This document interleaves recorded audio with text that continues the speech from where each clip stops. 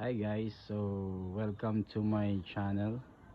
So andito po tayo ngayon para i-review ang ating bagong biling gas range. Bali ang model niya is ito model niya. So HFS 603G1 E80GOBS. So ayan.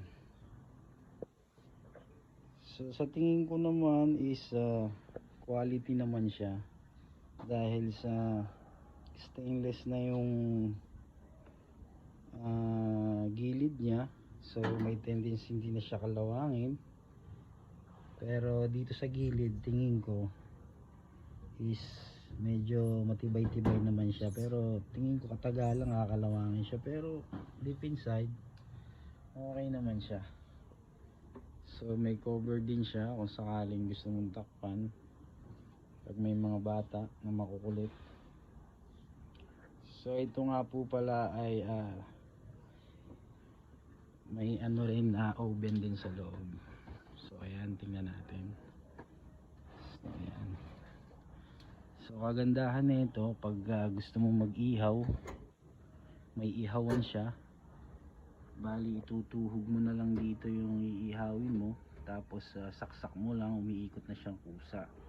So pwede kang magluto ng chicken dito, kaya may lempo ka. So papatak yung katas dito, may saluhan siya. Ayan. So kagandahan nito, dalawa na yung salamin niya, makapal, kabilaan siya.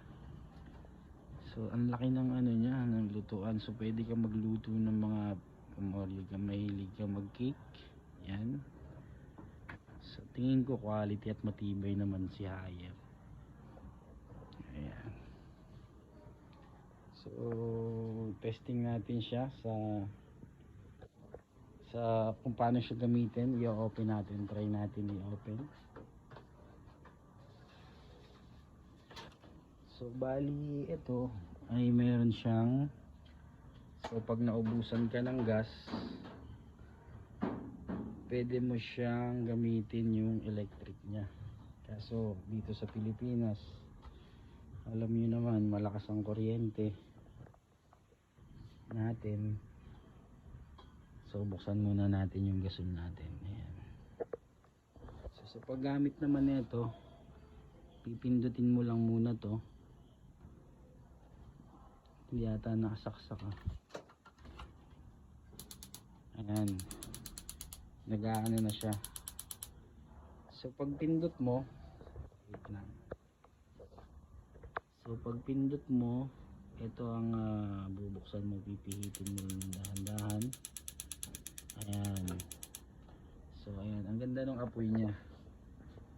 So pag may lulutuin ka medyo hindi naman kalakihan, papakulo ka, magsasahing, siguro pwede naman siya. At tingin ko matipid to sa gas kasi ilan lang yung butas niya, pero ang init. Ayan. Ayan guys, ganda. Quality rin siya. So pag hihinaan mo andito, ito para dito sa una, kasi ito naman ay para dito. So pe-press mo lang to, tas pihit mo dito. Sa oven naman dito tayo pipihit. Ayan, patayin na natin yung gasol, maubos ang gasol natin. Ayan. Sa oven naman, pag pipihitin mo siya, ayan, dito yung sa oven. Dito yung sa oven, dito yung sa electric. Kasi hindi natin gagamitin, malakas ako.